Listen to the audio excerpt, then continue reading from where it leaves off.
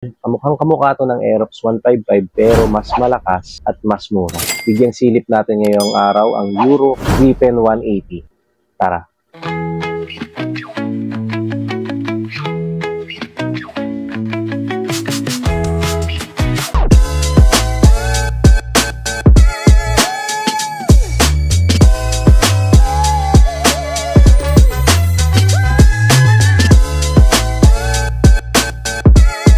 Sa kanyang looks, walang duda, meron din siyang angking angas, meron din siyang mga decals dito dahil sporty looks na ang motor na to. Bagay na bagay din talaga kung gagamitin mo sa racetrack dahil 180cc na po ang motor na to at napakalalapad ng mga gulong. Sa kanyang front face dito sa gitna ay may logo lang ng Euro, which is yung E, bilog na logo. Bandang kaliwa ay mayroong Gripen 180. At dito naman sa gilid, magkabilaan, bandang unahan ay may decals pa rin, Euro Motors. At sinundan ng mga napakalalaking letra na kung babasahin mo pababa ay Euro. At dito naman sa kanyang body dito sa pinakagitna, yung parang sa Aerox din na parang may eclipse, ay merong naka-highlight na Gripen. At dito naman sa pinakahuli, bandang upuan ng ating backride ay merong Gripen 180i. Unang tingin talaga ay napaka-forma na nito dahil ang kanyang upuan naka-camelback na rin ito, hindi mo na kailangan ipa-customize. Meron din siya mga stitches dito na lalong nagpa-premium sa design ng upuan ng motor na to. Naka-camelback na ito, talagang nagpadagdag ng komportable hindi lang sa driver, maging sa backride. At dito sa kanyang pinakalikuran ay wala din tayo makikitang grab bar kagaya ng Aerox 155. Ang tanging mahawakan dito ay yung kanyang fairings na kung kakapain mo sa bandang ilalim, ay meron ka namang maayos na mahahawakan kung ikaw ay aangkas sa motor na to.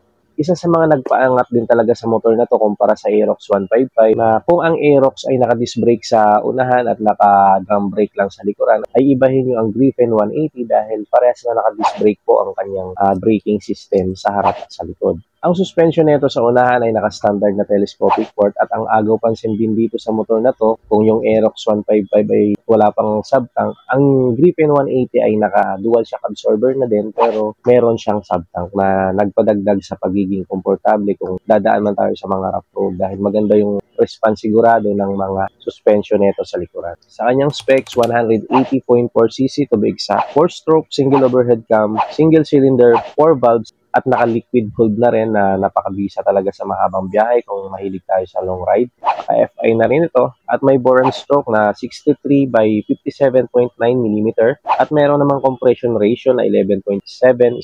CVT automatic. Hindi na rin siya kinulang sa kanyang maximum power dahil meron siyang 17.4 kW at 8,250 RPM with a maximum torque naman na 15.7 Nm at 6,500 RPM. Dagdag pa sa pagka-convenient ang motor na to dahil yung kanyang tangke ay located dito sa unahan, dito sa bandang gitna na may tank capacity na 6.5 liter at kayang ikonsumo ang 1 litro na 35 to 45 km per liter. So, depende yan sa riding habit natin, sa bigat ng rider at syempre sa road condition. At kung papansinin natin mabuti, yung kanyang headlight ay naka-projector. Lahat ng kanyang mga ilaw mula sa kanyang headlight, sa kanyang taillight at maging sa mga signal lights ay naka-full LED na rin.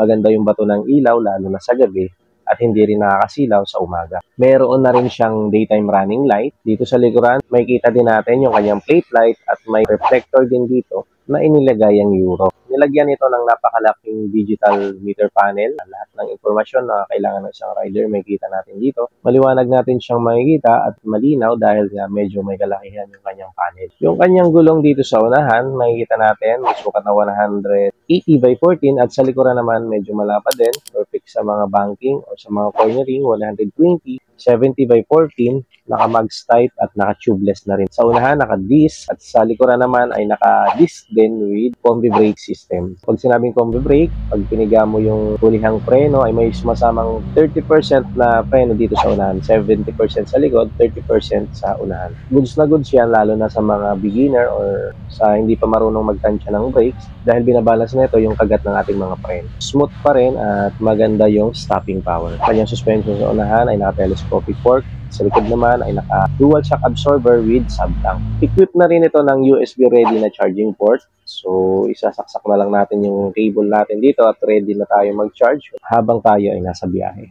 Keyless na rin pala yung motor na to at may answer back system na rin na kapag medyo nakalimut tayo kung saan natin banda pinarking yung motor na to, madali natin siya malocate, gawa nga ng meron siyang answer back. Hindi na rin ma-vibrate ang makina nito at hindi mai stress yung makina lalo na pagka in-start natin dahil naka-silent start system na rin ito. At bukod doon ay meron na rin siyang auto start and stop system na kung saan mas lalong nagpatipid sa konsumo ng gas dahil pagka huminto tayo ng 3 to 5 seconds, lalo na sa mga stoplight, ay kusang namamatay yung ating engine na nagre-resulta sa mas matipid na gas. At kung andar na tayo, hindi na natin kailangan pang start pa, pihitan lang natin yung silinyador at kusang andar yung motor. Yung kanya mga switches dito sa kaliwa, makikita natin, meron siyang menu, may high and low, turn signals at ang kanyang busina. At dito naman sa bandang kanan ay nariyan yung auto stop and stop button, headlight switch at yung kanyang starter. Yung dimension ng motor na to, sakto lang din yung haba, yung lapad, tsaka yung taas niya. Dahil meron siyang length na 1,970, meron siyang width na 700, at may height naman siya na 1,150 mm. Yung kanyang seat height ay sakto-sakto lang din. Kung gusto nyo gawin reference yung height natin, ang height natin ay 5'5 hanggang 5'6, depende sa suot natin yung sapatos. Yung inupa natin ito ay hindi naman tayo nahirapang abutin yung ground, so abot na abot pa rin naman natin. Hindi tayo nahirapan dito. Namamaniobra naman natin siya ng maayos. Hindi naman sumasayad yung handlebars sa ating tuhod. At ang mahalaga ay kayang-kaya natin siyang dalhin. Dahil hindi din naman talagang kabigatan yung motor na to na may timbang lang na 115 kilograms.